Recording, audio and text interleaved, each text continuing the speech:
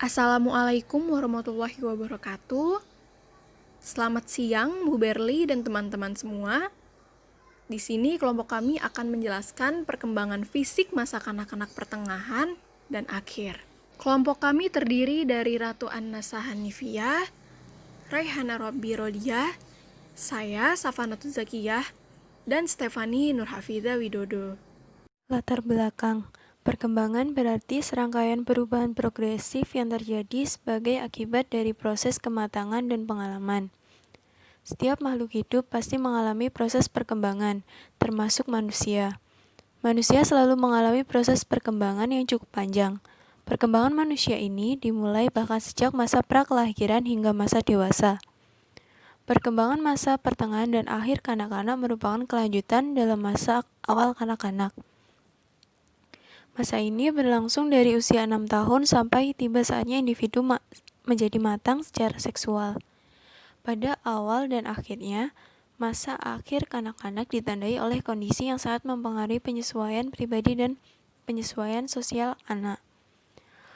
Permulaan masa pertengahan dan akhir kanak-kanak ini ditandai dengan masuknya anak ke kelas 1 sekolah dasar. Bagi sebagian besar anak, hal ini merupakan perubahan besar dalam pola kehidupannya. Sebab masuk kelas 1 merupakan peristiwa penting bagi anak yang dapat mengakibatkan terjadinya perubahan dalam sikap, nilai, dan perilaku. Selain itu, di masa pertengahan dan akhir kanak-kanak ini juga menjadi perkembangan fisik.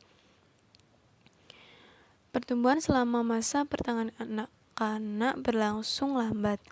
Meskipun perkembangan dari hari ke hari tidak begitu terlihat jelas, perbedaan akan terlihat pada anak usia ini.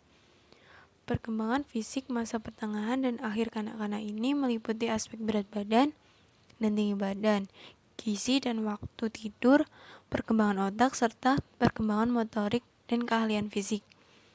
Oleh karena itu, untuk lebih memahami perkembangan fisik masa pertengahan dan akhir kanak-kanak, di sini kami melakukan suatu penelitian dengan mewawancarai seorang ibu yang memiliki seorang anak yang berusia 11 tahun.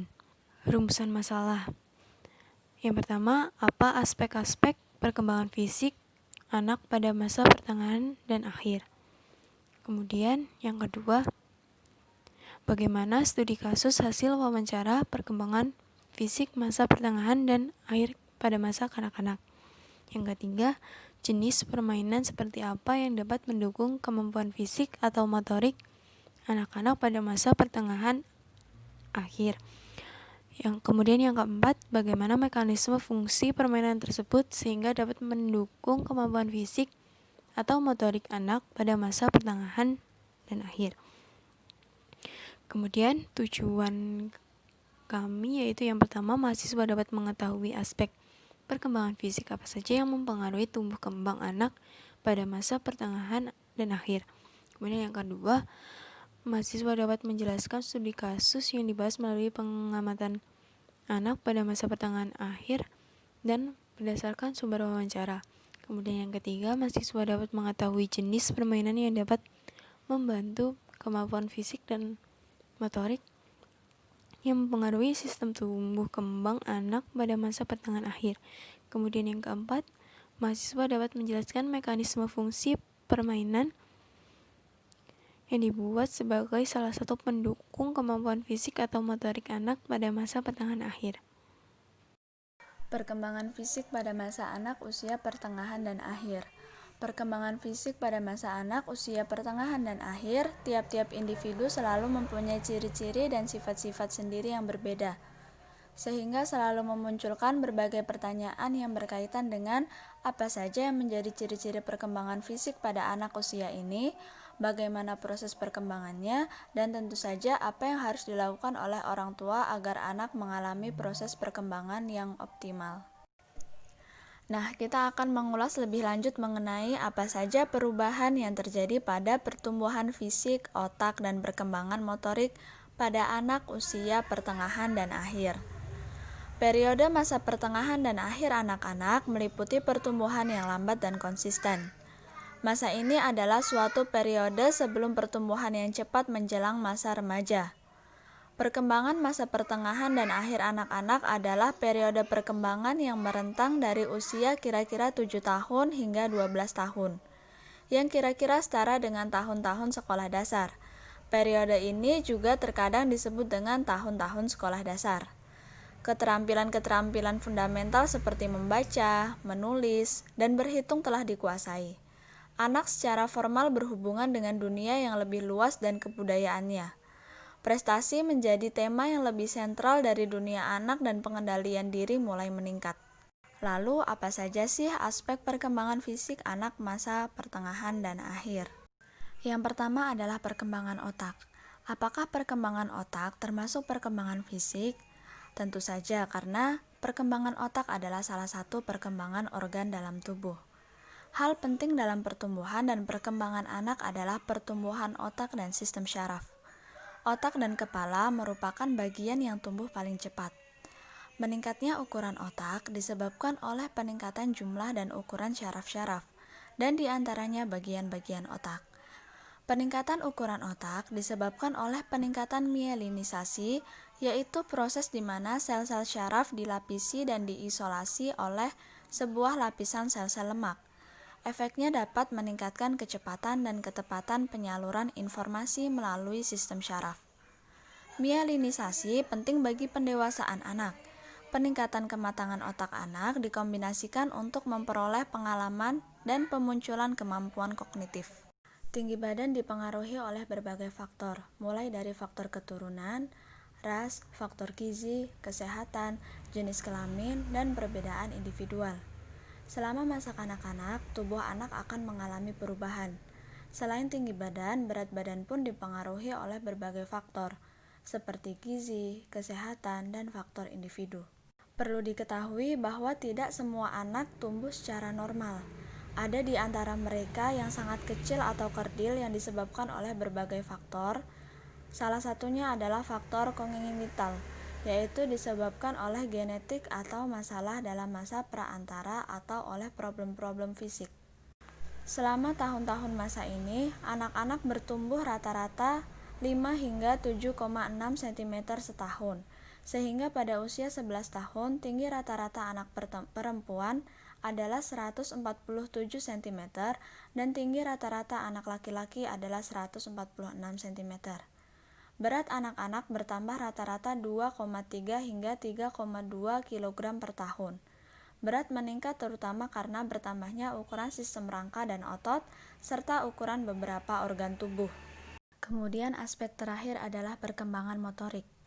Dengan terus bertambahnya berat dan kekuatan badan, maka selama masa pertengahan dan akhir anak-anak ini perkembangan motorik menjadi lebih halus dan lebih terkoordinasi dibandingkan dengan awal masa kanak-kanak. Anak-anak terlihat lebih cepat dalam berlari dan lebih pandai dalam meloncat. Anak juga makin mampu menjaga keseimbangan badannya. Penguasaan badan seperti membungkuk, melakukan bermacam-macam latihan senam, serta aktivitas olahraga berkembang pesat.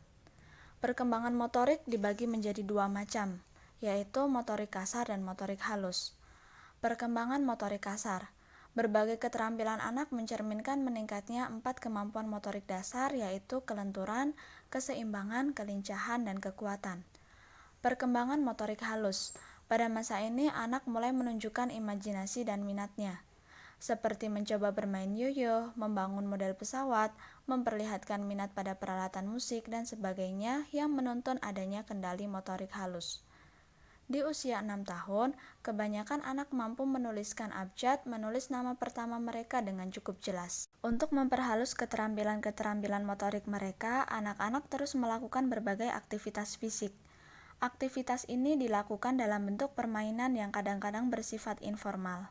Permainan yang diatur sendiri oleh anak-anak, seperti permainan umpet-umpetan di mana anak-anak akan menggunakan keterampilan motoriknya. Di samping itu, anak-anak juga melibatkan diri dalam aktivitas permainan olahraga yang bersifat formal, seperti olahraga senam, berenang, atau permainan hoki. Anak-anak masa sekolah ini mengembangkan kemampuan melakukan permainan atau game dengan peraturan, sebab mereka sudah dapat memahami dan menaati aturan-aturan suatu permainan. Pada waktu yang sama, anak-anak mengalami peningkatan dalam koordinasi dan pemilihan waktu yang tepat dalam melakukan berbagai cabang olahraga, baik secara individual maupun kelompok. Partisipasi di berbagai cabang olahraga dapat memberi konsekuensi positif dan negatif bagi anak-anak. Di satu sisi, partisipasi anak-anak di bidang olahraga dapat memberi latihan dan kesempatan untuk belajar bersaing, meningkatkan harga diri, dan memperluas pergaulan dan persahabatan dengan teman-teman sebayanya. Tetapi di sisi lain, olahraga juga menimbulkan dampak negatif bagi anak-anak.